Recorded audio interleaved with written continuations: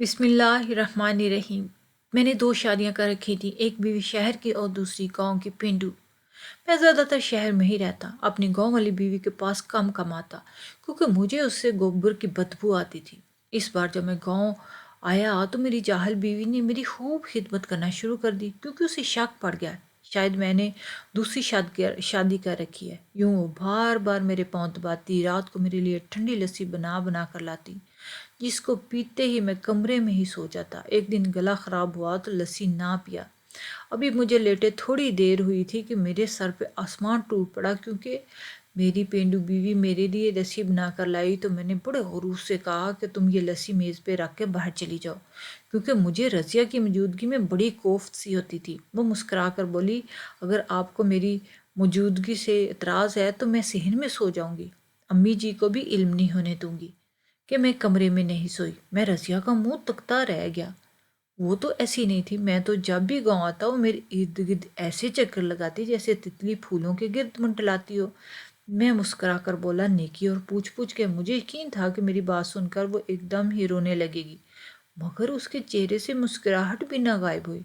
वो अपना तकिया उठाकर बाहर चली गई। मैं तो अभी तक हैरत में ही डूबा हुआ था कि आखिर इसको हुआ क्या है। खैर, मैंने कंधे उचाके और मन ही मन में सोचा कि चलो अच्छा ही है, गोबर की बदबू से तो जान छूटेगी। और एक ही सांस में गटागट पूरा लस्सी का जग पी गया। हम गांव के रिहायशी दुनिया के किसी भी कोने में चले जाएं, अपनी देसी खुराकों से मोहब्बत नहीं छोड़ते। मैं यूं तो ज़्यादा वक्त शहर में ही गुजारता था, मगर जब भी गांव आता तो मेरी अव्वलीन तरजीह लस्सी ही होती थी। मैं लस्सी पी कर लेट गया और अपनी ज़िंदगी की मोहब्बत, अपनी दूसरी बीवी आफिया से फ़ोन पे बात करने लगा। आफियत की वही मासूम और बच्चों जैसी बातें। वो कहती है, एजाज अपनी इस पेंडू बीवी से खूब पैसे बटोर कर लाना, हम यहाँ पर होटनी करेंगे, खूब शॉपिंग करेंगे। तो मैं हंसता ही चला जाता कि ऐसा ही करूँगा। बात करते करते मैं न जाने कब सो गया, कुछ इल्म ना हुआ। सुबह आँख खुली तो रज़िया मेरे सामने खड़ी थी। मेरा मिजाज एकदम से ख़राब हो गया कि अब इसकी बेकार की बातें सुननी पड़ेगी, मगर मुझे हैरत तो तब हुई जब वो मुझे देखते ही कमरे से चली गई। मैं उठकर नहा कर कपड़े बदल लिए, खेतों का चक्कर लगाने के लिए भी तैयार हो गया, मगर अभी तक वो कमरे में वापस भी नहीं आई थी। मैंने आज सारे हिसाब किताब इकट्ठे करके फ़ाइल अम्मा को जमा करवा दी, क्योंकि फिर मैंने शहर वापस चले जाना था। मैं खेतों का चक्कर लगा रहा था, हमारा एक मुलाजिम भागता हुआ मेरे पास आया और बोला, चौधरी साहब मेरी बीवी घर से भाग गई, कुछ करे मेरी खातर। मैं इसकी बात सुन के हैरान रह गया और बोला, ये क्या कह रहे हो, बीवी क्यों भाग कर गई तुम्हारी? तुम्हारी तो मोहब्बत की शादी हुई थी ना? वो रोने लगा और बोला, चौधरी साहब हुई तो मोहब्बत की शादी थी, मगर अब कुछ दिनों से मेरी बीवी के तेवर ही बदल गए थे। रात भर बहाने बहाने से उठकर बाहर सेहन में जाती है। एक दिन में उसे रंगे हाथों पकड़ लिया, वो सेहन में बैठी किसी लड़के के साथ बातें कर रही थी। मैंने इसे पकड़कर मारा तो कदमों में गिर के माफ़ी मांग ली कि आइंदा ऐसा नहीं करूँगी। फिर उसने सच में मेरे सामने ऐसी वैसी कोई हरकत नहीं की। रात में बड़ी गहरी नींद सोया। सुबह उठकर देखा तो बीवी घर में मौजूद नहीं थी। मुलाजिम की बातें सुनकर न जाने मेरे सामने रज़िया क्यों खड़ी हो गई थी। इसके लिए भी बिल्कुल इसी तरह के तेवर बदले हुए थे आजकल। खैर, मैंने सर झटक दिया और कहा, फिक्र न करो, शाम तक तुम्हारी बीवी तुम्हारे पास पहुंच जाएगी। मैंने अपने 3-4 मुलाजमों को आसपास के गांव में भेज दिया। शाम तक दूसरे गांव थी। मैंने इसके शौहर की मौजूदगी में इस्तफसार किया कि तुमने इंतहाई कदम क्यों उठाया?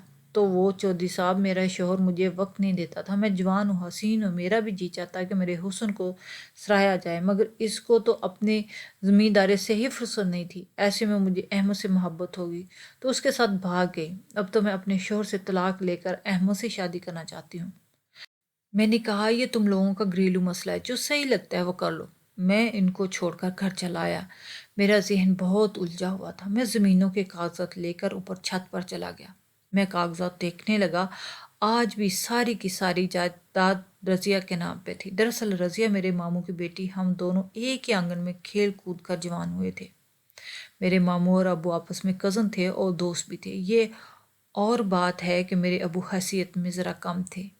इनके नाम पे ज़्यादा ज़मीनें भी नहीं थी। दोनों दोस्तों ने बचपन ही में हम दोनों का रिश्ता तय कर दिया था। तब मैं मैट्रिक में पढ़ता था। اتنی سمجھ بوجھ بھی نہیں تھی، اس لیے اس رشتے پہ کوئی خاص اعتراض بھی نہ تھا۔ پھر میں جو بڑا ہوتا گیا تو رضیہ سے سامنا بھی نہ ہونے کے برابر ہی تھا۔ وہ مجھ سے بہت شرماتی تھی، اس لیے میرے سامنے آنے سے گریز ہی کرتی تھی۔ میں بڑا ہو گیا تو اعلیٰ تعلیم کے لیے شہر چلا گیا۔ شہر کی دنیا تو تھی ہی بہت عجیب، عجیب رنگ ڈھنگ تھے۔ مجھے شہر کی چکا چوک بہت پسند لگتی تھی، اس لیے میں بہت کم کم ہی واپس چکر لگایا کرتا تھا۔ یونیورسٹی میں میری دوستی کئی لڑکیوں سے بھی ہو گئی تھی۔ ایک دن اماں کی کال آئی، بہت رو رہی تھی۔ میں نے وجہ پوچھی تو بولی تمہارے اکلوتے ماموں چل بسے، جلدی سے گاؤں واپس آ جاؤ۔ میں بہت گھبرا گیا تھا، جلدی سے گاڑی میں سوار ہوا اور واپسی کی راہ لے لی۔ میری اور ماموں کی بڑی دوستی تھی، وہ ہمیشہ ہر مشکل میں میرے کام آتے تھے۔ امی نے تو مجھے شہر جا کر تعلیم حاصل کرنے کی بھی اجازت نہیں دی تھی۔ یہ تو ماموں ہی تھے جنہوں نے امی کو سمجھا بجھا کر مجھے اجازت دلوائی تھی۔ میرے دل پر غم کا پہاڑ ٹوٹ پڑا تھا۔ جب گاؤں پہنچا تو مجھے پر بھی اصل قیامت ٹوٹ پڑی تھی۔ مجھے بتایا گیا کہ صرف ماموں کا ہی انتقال نہیں ہوا، بلکہ ماموں ممانی اور ابو ایک ہی گاڑی میں جا رہے تھے، ان کا ایکسیڈنٹ ہو گیا اور کوئی ایک بھی نہیں بچ پایا۔ میں تو صدمے سے پاگل ہو گیا تھا۔ میری امی کی حالت بہت عجیب تھی، ہم پر وہ وقت بہت کڑا تھا۔ 2 ماہ میں نے گاؤں میں ہی گزارے۔ رضیہ بھی ہمارے گھر آئی ہوئی تھی، کیونکہ اس کا اپنا گھر تو اجڑ چکا تھا۔ تب میں نے رضیہ کو بڑے غور سے دیکھا۔ وہ تو بہت ہی سیدھی سادی تھی، بلکہ بے وقوف کی حد تک سیدھی تھی۔ چال چلن بھی اس کے پینڈو ہی تھے۔ میں بھی گاؤں کا رہنے والا تھا، مگر میں رضیہ کی طرح بالکل بھی نہیں تھا۔ مجھے تو رضیہ سے گوبر کی بو بھی آتی تھی۔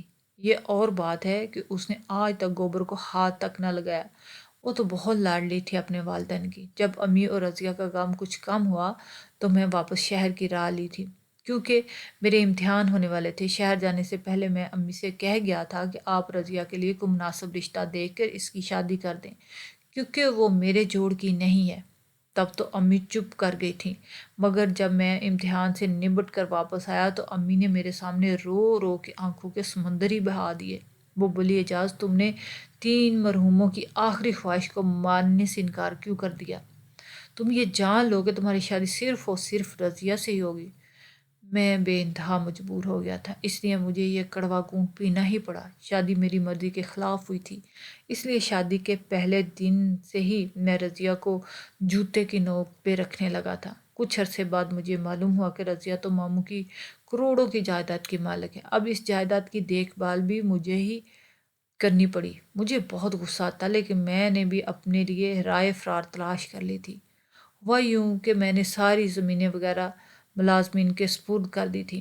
میں ہر ماہ آ کے رجسٹر دیکھ لیتا اور باقی کا حساب کتاب امی کے ہاتھ میں دے کر جاتا، خود پیسے بٹور کر شہر جاتا۔ میں نے شہر میں ہی اپنے لیے ایک جاب ڈھونڈ لی۔ میں نے جاب کے متعلق امی کو بتایا تو انہوں نے اپنا ماتھا پیٹ لیا۔ وہ بولی، یہ کیا کر رہے ہو تو اعجاز، یہاں تم کروڑوں کی زمینیں چھوڑ کر کوڑی کوڑی کی ملازمت کرتے پھر رہے ہو۔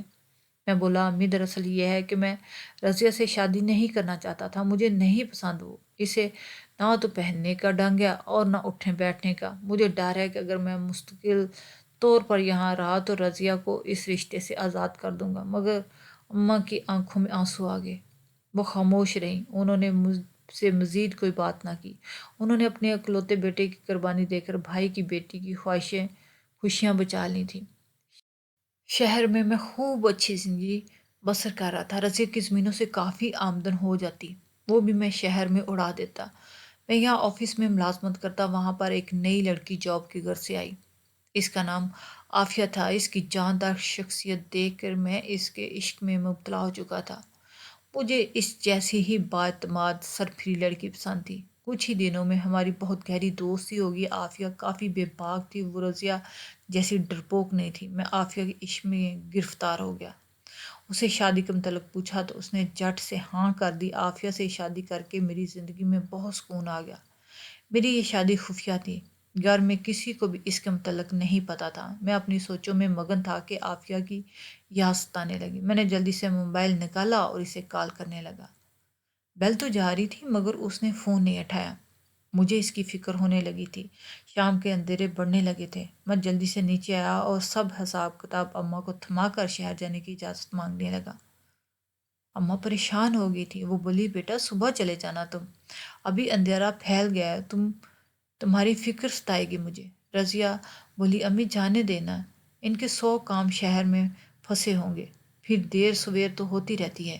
میں رضیہ کو دیکھتا رہ گیا، اس وقت تو مجھے عافیہ کی فکر تھی، اس لیے میں شہر چلا گیا، لیکن میں نے سوچ لیا کہ رضیہ کے پرپوزے کاٹ کر ہی رہوں گا۔ میں رات کے گھر پہنچا تھا، دروازے پر کھڑا بیل پہ بل بجا رہا تھا، مگر کسی نے دروازہ نہ کھولا۔ یوں ہی مجھے کھڑے کھڑے 10 منٹ ہو گئے، تب کہیں جا کر عافیہ نے دروازہ کھولا۔ وہ بالکل فریش تھی، خوبصورت لال لباس پہنے ہوئے، چہرے پہ میک اپ کیسے ہوئے وہ نخرولے انداز میں میرے روبرو کھڑی تھی۔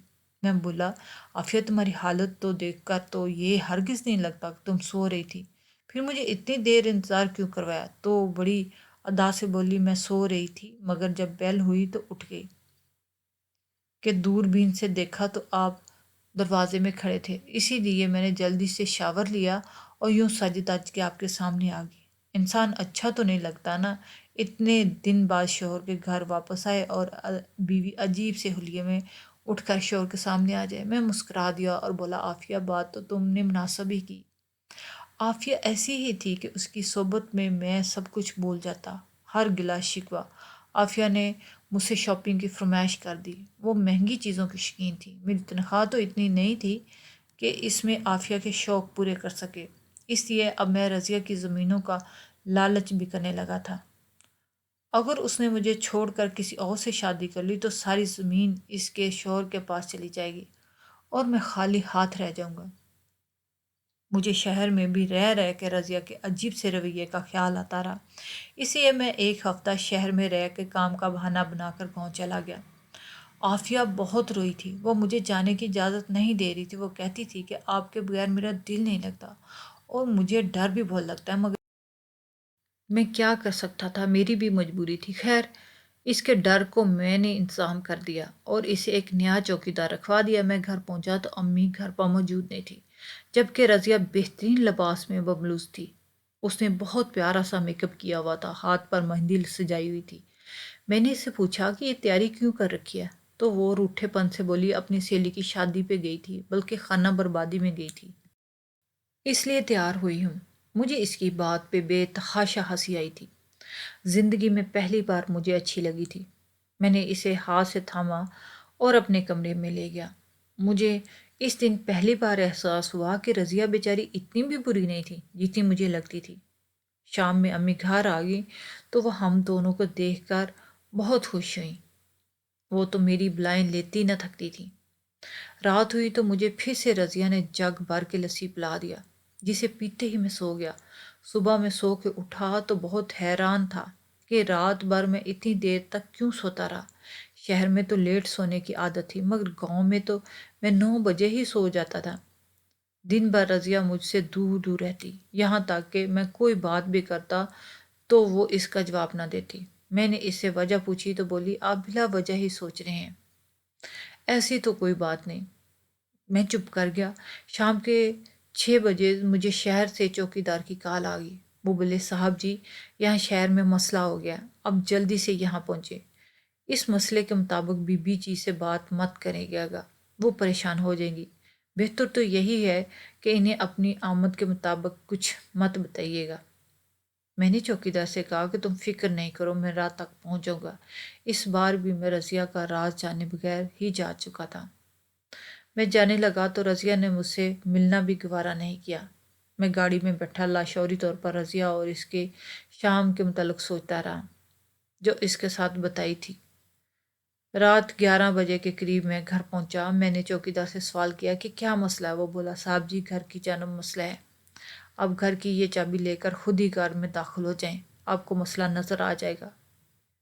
میں نے سر ہلا دیا اور چابی لے کے گھر میں داخل ہو گیا۔ مجھے اپنے بیڈ روم سے آوازیں آ رہی تھی، دل ڈوبنے لگا کہ اس ٹائم میرے گھر میں کون آیا۔ میں جیسے ہی آگے بڑھا تو دیکھ کر قدموں تلے سے جان نکل گئی کہ عافیہ سے ایک لڑکا انتہائی بے تکلفی کے ساتھ بیٹھ کر ایک دوسرے سے گپ شپ لگا رہے تھے۔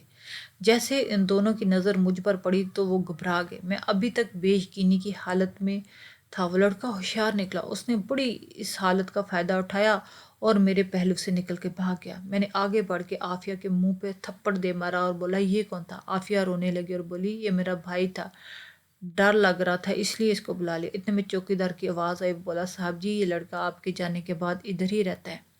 میں اس کو پکڑ لایا، میں نے مار مار کر لڑکے کی درگت بنا دی۔ تب عافیہ رو رو کر مجھ سے اس لڑکے کی زندگی کی بھیک مانگنے لگی۔ وہ بولی اعجاز یہ لڑکا میری پہلی اور آخری محبت ہے، ہم دونوں بچپن سے ایک دوسرے کو چاہتے ہیں مگر ہم دونوں ہی بہت غریب گھر سے تعلق رکھتے ہیں۔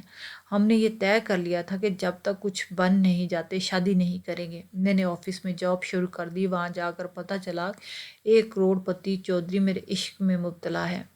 جب آپ نے شادی کے متعلق پوچھا تو میں نے ہاں کر دی کیونکہ اس شادی سے مجھے اور فیض کو بہت فائدہ ہونے والا تھا۔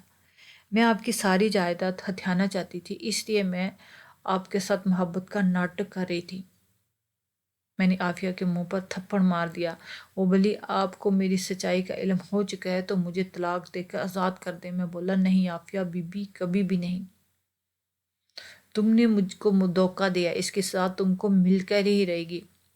اب تم اسی گھر میں قید رہو گی، نہ تمہیں اپناؤں گا اور نہ ہی چھوڑوں گا۔ تم میری نہیں ہو سکتی تو کسی کی نہیں ہو پاؤ گی۔ میں اسے وہیں چھوڑ کر خود گاؤں واپس چلا آیا۔ میں صبح سویرے گاؤں واپس پہنچا تو امی بہت پریشان ہوئی، بولی بیٹا کیا بات ہے جو تمہیں نہ تو شہر میں سکون ملتا ہے اور نہ ہی گاؤں میں؟ میں چپ ہی رہ گیا۔ مجھے دیکھ کے رضیہ کو ذرا بھی خوشی نہیں ہوئی تھی۔ میں اپنی ایک بیوی سے دھوکہ کھا چکا تھا، دوسری پہ اعتبار نہیں کر سکتا تھا، اس لیے میں نے اس کے معاملات پر گہری نظر رکھنا شروع کر دی۔ اسے اپنے پاس بلاتا تو وہ کام کے بہانہ بنا کر اٹھ جاتی۔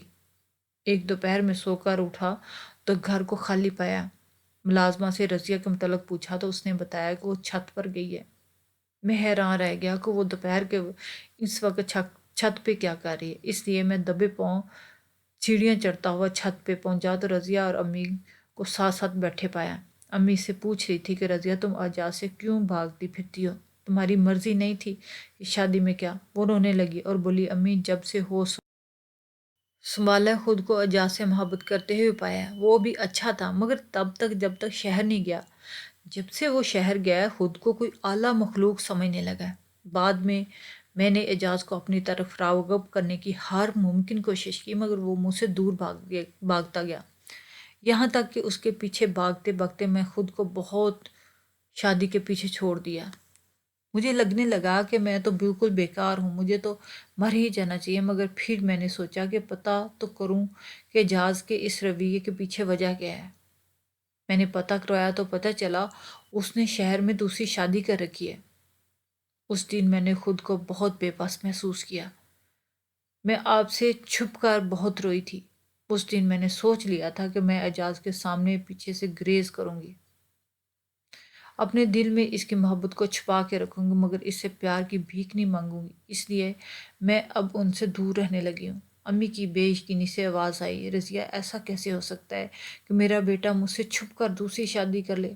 تب میں آگے بڑھا اور بولا رضیہ سچ کہہ رہی ہے، میں نے آپ سے چھپ کر اپنی پسند کی شہر کی پڑھی لکھی لڑکی سے شادی کر لی تھی مگر آپ کو علم ہے کیا جب میں گاؤں واپس آ جاتا تو وہ میرے پیچھے سے اپنے عاشق کو گھر بلا لیتی۔ مجھے اس بات کا کبھی علم نہ ہوتا اگر میں نے نیا چوکیدار نہ رکھا ہوتا۔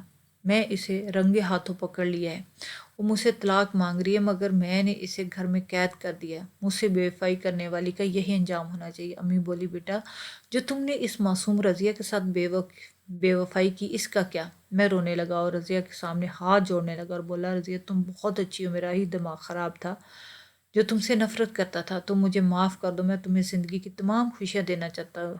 رضیہ بولی میں نے آپ کو معاف کر دیا مگر میری بھی ایک شرط ہے۔ میں بولا ایک نہیں 100 شرطیں بتاؤ۔ بولی عافیہ کو طلاق دے کر ہمیشہ ہمیشہ کے لیے اپنی زندگی سے نکال دیں، وہ مجھ سے وعدہ کریں کہ آج کے بعد کسی لڑکی کی طرف نظر اٹھا کے نہیں دیکھیں گے۔ میں نے اسے وعدہ کر لیا، عافیہ کو طلاق دے کر آزاد کر دیا۔ میں اپنی زندگی میں ماں کی شفقت کے سائے زندگی گزارنے کا فیصلہ کر لیا۔